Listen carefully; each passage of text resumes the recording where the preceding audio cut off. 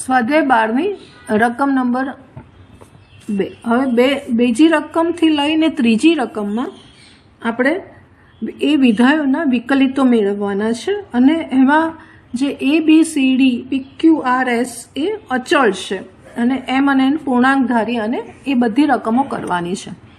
અહીંયા આપણી પાસે fx બરાબર x વત્તા a છે. એનું વિકલન શોધવાનું છે તો f dash x is equal to xનું વિકલન 1 થશે, એનું 0 થશે. આન્સર આવશે. રકમ નંબર 3 જોઈએ. ત્રીજી રકમ આપણને આપી છે px વત્તા q અને ઇન્ટુ r અપોન x વત્તા s. હવે આ પણ આપણી પાસે fx બરાબર છે, એને y બરાબર પણ લખી શકીએ. fx બરાબર y લઈને કરીએ તો y બરાબર px વત્તા q into r upon x વત્તા s. અહીંયા ગુણાકારના નિયમથી પણ કરી શકીએ. ગુણાકારનો નિયમ વાપરી અને પહેલું વિધેય એનું હોય, બીજાનું વિકલન અને બીજું વિધેય પ્લસ બીજું વિધેય એનું હોય અને પહેલાનું વિકલન, અથવા તો આનું સાદરૂપ આપી દઈએ તો y બરાબર આપણને મળશે. આનો ગુણાકાર કરીએ તો px into r upon s x વત્તા psx વત્તા અને આની સાથે ગુણે q into r upon x અને વત્તા qs. હવે આપણે x ને સાપેક્ષ વિકલન કરીએ છીએ તો બીજી નિશાની છે f ડેશ x અહીં લખતા હતા તો અહીંયા dy બાય dx લખશું. x ને સાપેક્ષ વિકલન આ y વિધેય તરીકે આપણે y બાબા લીધું, પણ સાથે સાથે પહેલાં અહીંયા સાદરૂપ આપી દઈએ, એ બાકી રહી ગયું, પછી આ કરીએ એટલે x ઉડી જશે એટલે આપણને અહીંયા pr મળશે, અહીંયા મળશે psx મળશે, અહીંયા મળશે qr x ની ઘાત આપણે -1 લઈ લઈએ અને qs મળશે.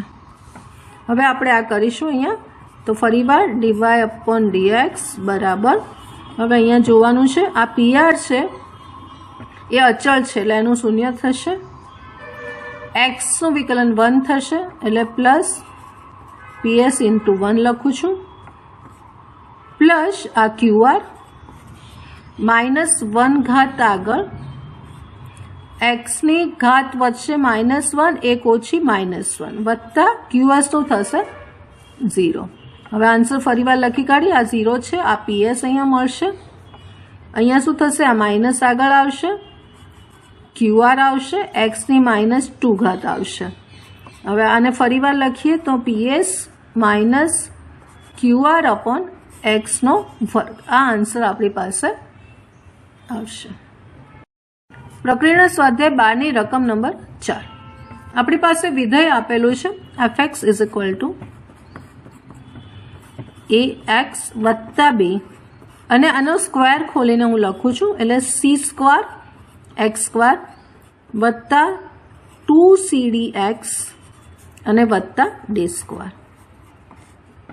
હવે આપણે અહીંયા આનું વિકલન શોધવા માટે ગુણાકારના નિયમનો ઉપયોગ કરીશું. એટલે ગુણાકારના નિયમ વાપરતા આ વિધેયનું વિકલન f ડેશ x બરાબર આ બે પદાવલી છે એટલે પહેલું વિધેય બીજું વિધેય, તો પહેલું વિધેય એમને મૂકીશું ax વત્તા b એમને આવશે અને બીજાનું વિકલન કરીશું તો બીજામાં x સ્ક્વેરનું x ને સાપેક્ષ વિકલન એટલે x વાળા પદો છે એનું કરવાનું એટલે x સ્ક્વેરનું 2x થશે એટલે અહીંયા હું લખીશ 2c સ્ક્વેર x, એક ઘાત ઓછી થઈ જશે, અહીંયા x નું થશે 1 એટલે અહીંયા વધશે 2cd અને x નું અહીંયા 1 લખું છું અને વત્તા d સ્ક્વેર એનું 0 આવશે.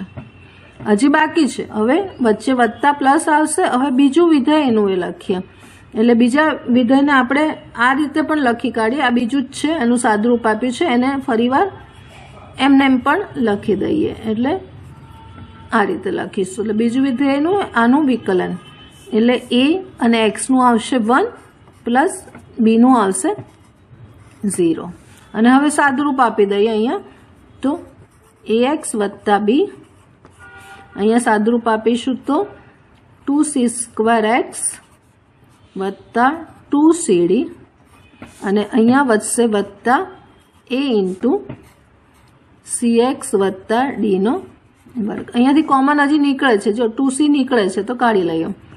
2C કોમન, AX વત્તા B, અહીંયાથી 2C ગયા એટલે એક C વધશે એટલે CX અને વત્તા D વધશે અને વત્તા A ઇન્ટુ CX વત્તા Dનો સ્ક્વેર. આ આન્સર આપણી પાસે આવશે.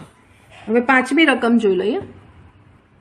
તો પાંચમી રકમ આપણને આપી છે વિધેય fx તરીકે લઈ લઈએ તો ax વત્તા b અપોન cx વત્તા d છે. આ આપણી પાંચમી રકમ છે. તો અહીંયા ભાગાકારના નિયમનો આપણે અહીંયા ઉપયોગ કરીશું અને સાદરૂપ આપીશું. તો ભાગાકારના નિયમને પ્રમાણે લખીએ તો fxનું વિકલન f' ભાગાકારના નિયમમાં નીચેનું આ અંશ અને છેદ, તો છેદ જે છે છેદની પદાવલી છે એનો વર્ગ એટલે cx વત્તા ડીનો વર્ગ. હવે છેદ એનો એટલે cx વત્તા ડી એમને એમ રાખીશું ઇન્ટુ અંશ છે એનું વિકલન કરવાનું છે એટલે ax xનું વિકલન 1 થશે, બીનું 0 થશે એટલે હું અહીંયા a ખાલી મૂકું છું માઇનસ અંશ એનો હોય તો ax વત્તા બી એમના એમ અને છેદનું વિકલન એમાં પણ એક્સનું 1 થશે એટલે સી ગુણ્યા 1 એટલે સી આવશે અને ડીનું 0 થશે એટલે સી લખું છું. હવે સાદરૂપ આપી દઈએ, એને ગુણીએ તો ACX વત્તા AD minus ACX minus BC અને નીચે આપણી પાસે છે જ CX વત્તા ડીનો વર્ગ. આ ઉડી જશે એટલે આન્સર આવશે AD minus BC upon CX plus ડીનો સ્ક્વેર. પ્રક્રિયાના સ્વાધ્યાય 12ની રકમ નંબર 6 વિધેય આપ્યું છે આપણે fx બરાબર લઈએ તો 1 plus 1 upon x upon 1 minus 1 upon x. આનું થોડું સાદુરૂપ આપી દે તો ઉપર આવશે x પ્લસ 1 અને નીચે આવશે x માઇનસ 1, લસા ઉડી જશે. આ આપણું વિધેય થશે. તો અહીંયા પણ સમય પદાવલી છે, આપણે એના ભાગાકારના નિયમનો ઉપયોગ કરીશું એટલે f' ઇઝ ઇક્વલ ટુ ભાગાકારના નિયમમાં છેદનો વર્ગ એટલે x માઇનસ 1 છે એનો વર્ગ, x માઇનસ 1 છેદ એનો એ, અંશનું વિકલન અંશ આ છે, xનું વિકલન 1 થશે, આનું 0 થશે અત્યારે લખીએ છીએ પ્લસ 0 માઇનસ આવશે અંશ એનું એ એટલે x પ્લસ એના એ, નીચે છેદનું વિકલન xનું 1 માઇનસ 0. હવે સાદુરૂપ આપી દઈએ તો ઉપર વધશે x અને 1 સાથે ગુણીશું x માઇનસ 1 અને અહીંયા માઇનસ માઇનસ અંદર લઈ લઈએ, અહીંયા 1 સાથે જ ગુણાયેલું છે minus x minus 1 upon x minus 1નો સ્ક્વેર. ફરી વાર સાદુરૂપ આપીએ તો x જતા રહેશે, ઉપર રહેશે માઇનસ 2 અપોન x માઇનસ 1નો સ્ક્વેર. એ આપણો જવાબ આવશે. રકમ નંબર 7 જોઈ લઈએ તો વિધેય fx બરાબર આપેલું છે 1 અપોન ax સ્ક્વેર વત્તા bx પ્લસ c. તો અહીંયા પણ ભાગાકારના નિયમનો જ ઉપયોગ કરીશું તો f' બરાબર સેમ વસ્તુ ભાગાકાર એટલે છેદનો વર્ગ એટલે ax સ્ક્વેર વત્તા bx પ્લસ cનો વર્ગ આવશે. છેદ એનો એ એટલે ax સ્ક્વેર વત્તા bx વત્તા c એના એ. હવે અંશ 1 છે તો 1નું વિકલન 0 મૂકીશું માઇનસ અંશ એનું એટલે 1 એનો એ. હવે નીચેનાનું વિકલન કરીશું તો x સ્ક્વેરનું વિકલન 2x એટલે 2ax આવશે, bx છે એટલે xનું વિકલન 1 થશે એટલે પ્લસ b લખું છું અને cનું 0 થઈ જશે. હવે સાદરૂપ આપી દઈએ તો આ તો 0 થઈ ગયું, બાકી આ રહેશે એટલે માઇનસ ax વત્તા b અને નીચે આવશે ax સ્ક્વેર વત્તા bx વત્તા c નો હોલ સ્ક્વેર. આ આન્સર એનો આવશે. આઠમી રકમ જોઈ લઈએ તો આઠમી રકમમાં fx બરાબર ax વત્તા b અને નીચે પદાવલી છે px સ્ક્વેર વત્તા qx વત્તા r. અહીંયા પણ આપણે ભાગાકારના નિયમનો જ ઉપયોગ કરીશું તો f' x બરાબર સેમ ફોર્મ્યુલા તમને હવે યાદ રહી જશે, છેદનો વર્ગ એટલે px સ્ક્વેર વત્તા qx વત્તા r એનો વર્ગ આવશે અને ઉપર px² છેદ એનો એ અંશનું વિકલન થશે. અહીંયા એ એક્સનું 1 થશે એટલે હું અહીંયા એ લખું છું, બીનું 0 છે, માઇનસ અંશ એનો એ છેદનું વિકલન x² નું 2 થશે એટલે 2px અને xનું 1 થશે એટલે અહીંયા વધશે q, r નું 0 થઈ જશે. હવે સાદુરૂપ જ આપવાનું છે આપણે, તો સાદુરૂપ આપીશું તો અહીંયા આપણે a ને ગુણી કાઢીશું તો apx² વત્તા aqx વત્તા ar.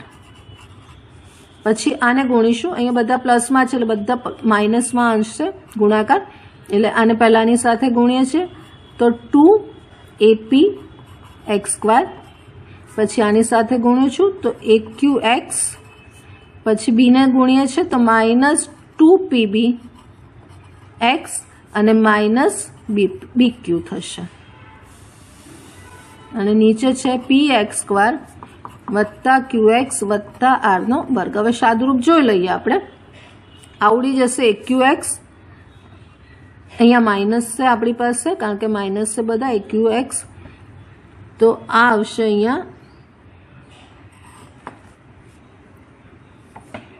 પ્લસ માઇનસ થઈને ઉડી જશે. પછી અહીંયા વધશે આપણી પાસે આ -2 વખત છે એટલે માઇનસ વખત વધશે apx² અને x વાળું પદ છે -2pbx. અહીંયા આ પ્લસ ar અને માઇનસ bq અને નીચે આવશે px² વત્તા qx વત્તા r નો વર્ગ. આ આન્સર આપણી પાસે મળશે. સ્વાધ્યાય 12ની 9મી રકમ fx બરાબર આપ્યું છે px² વત્તા qx વત્તા r અપોન ax વત્તા b. અહીંયા પણ આપણે ભાગાકારના નિયમનો ઉપયોગ કરશું, માટે f' મળશે, નીચે છેદનો વર્ગ એટલે ax વત્તા b નો વર્ગ છેદ એનો એ ax વત્તા b એના એ અંશનું વિકલન, આનું 2x થશે એટલે 2px, xનું 1 થશે એટલે q વધશે ખાલી, માઇનસ વચ્ચે પછી અંશ એનો એ px² વત્તા qx વત્તા r અને છેદનું xનું 1 થશે એટલે અહીંયા ખાલી a વધશે. 8માની રકમ હતી એનાથી રિવર્સમાં આપેલું છે અંશ અને છેદ. હવે સાદુરૂપ આપવાનું છે તો ax અહીંયા આની સાથે ગુણીએ તો 2apx² વત્તા aqx વત્તા 2bpx અને વત્તા bq. સેમ આને બધાને એ વડે ગુણી કાઢે તો માઇનસ apx² માઇનસ aqx અને માઇનસ ar અને નીચે આપણી પાસે છે ax વત્તા b નો સ્ક્વેર. હવે સાદુરૂપ આપીએ, જો એ કયું ઉડે છે aqx ઉડી જશે, અહીંયા 2 વખત છે, અહીંયા માઇનસ 1 વખત છે એટલે 1 વખત વધશે, apx² વધશે, x વાળું પદ લખીએ તો 2bpx વધશે એટલે આ આવી ગયું. હવે આવશે bq અને પછી આવશે માઇનસ ar અને નીચે વધશે આપણું ax વત્તા b નો સ્ક્વેર. નીચે કોઈ સાદુરૂપ આપવાનું નથી, આમને એમ રાખવાનું છે એટલે આન્સર આવશે. 10મી રકમ જોઈ લઈએ તો 10મામાં fx is equal to a upon xની 4 ઘાત માઇનસ b અપોન xની સ્ક્વેર છે, વર્ગ છે અને વત્તા cos x છે. તો અહીંયા આપણે